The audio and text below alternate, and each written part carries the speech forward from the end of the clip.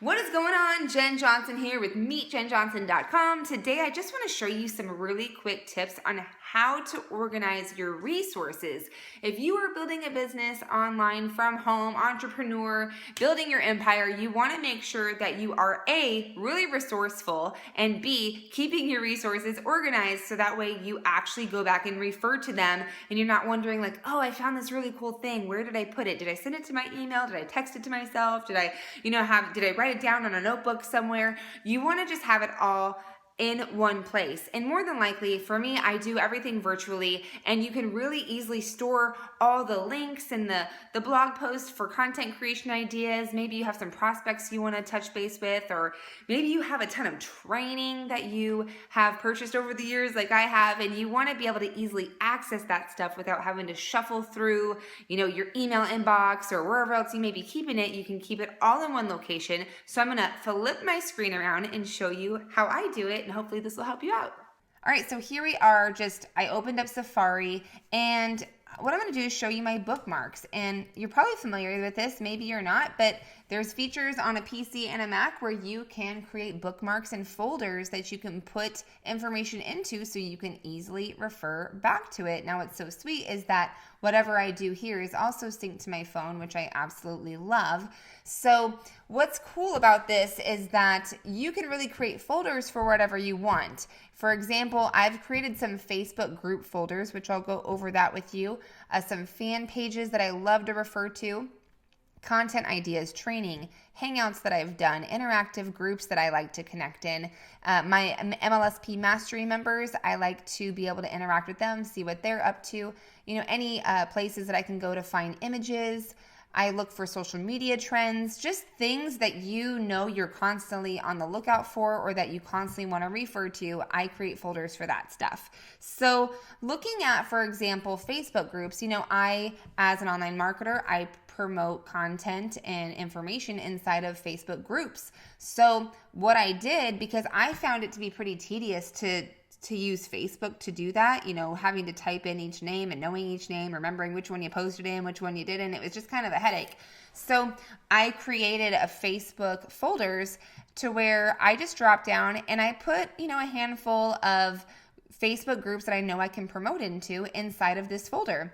What's really cool about this is if I right click, or on a Mac computer, you'll hit Control and then the mouse, you'll right click and hit open in new tabs. So all of those folders, all those Facebook pages inside of that folder are going to open up. Now, what's so cool is I can just create whatever my post is and copy and paste it all the way across the board and just keep going. So it allows for those who are not currently outsourcing, this is like a really efficient way for you to go about promoting inside of fan pages. The thing you got to just be aware of is if you're not currently promoting in fan pages, or if you are but maybe you don't do it a lot, you have to build up a tolerance with Facebook's algorithm so Facebook knows that this is something that you do. So you don't want to go in and start promoting in 50 pages at one time. Start with 5 and work your way up to 10, and you want to build up a tolerance. But this is why this eliminates the idea of you going to Facebook jail, if you're really careful, which is why I have multiple groups, because throughout the day I'll just open up a folder and then open up all these Facebook groups in a tab and post in them, but I don't do them all at once because I like to stay out of Facebook jail. So, and you can continue to add, as you build up that tolerance with the Facebook algorithm, you can continue to add more and more groups inside of here. I've never really gone past the 4, even though I do go into more groups, but I just have the 4 folders for now, but you can always add on. And then there's things like content ideas. We come across content all the time. You're reading articles, blog posts, webinars.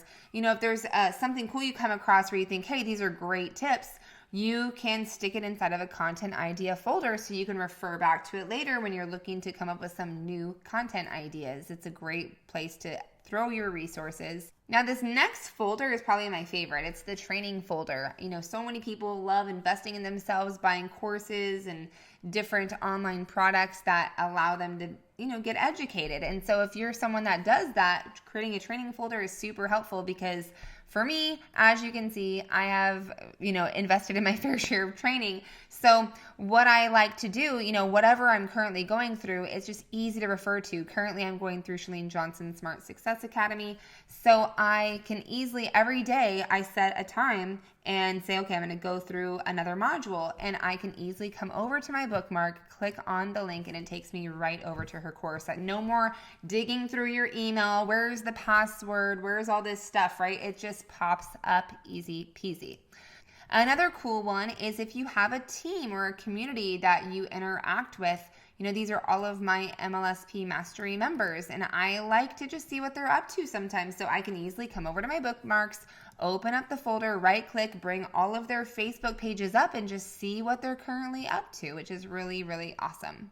If you love collecting images and graphics, you can create a folder for that. Social media trends, what's new, what's happening, how can you educate your audience on how to move forward building business on social media, or maybe, your team with, promoting your products on social media, whatever it may be.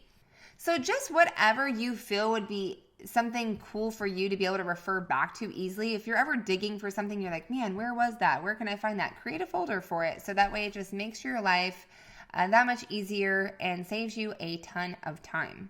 Okay, so real quick, let me just show you how to actually create the folder and save the bookmark. It's really, really simple. On a PC, you have a little star that's going to be up here. That's how you can bookmark things. And then in the files section, you can create your folders and your bookmarks. It's pretty much the same as on a Mac. So if I come over to bookmarks, I can edit my bookmarks, and then I can go ahead and create a new folder and title it, and then it would be done. I would save it and move on.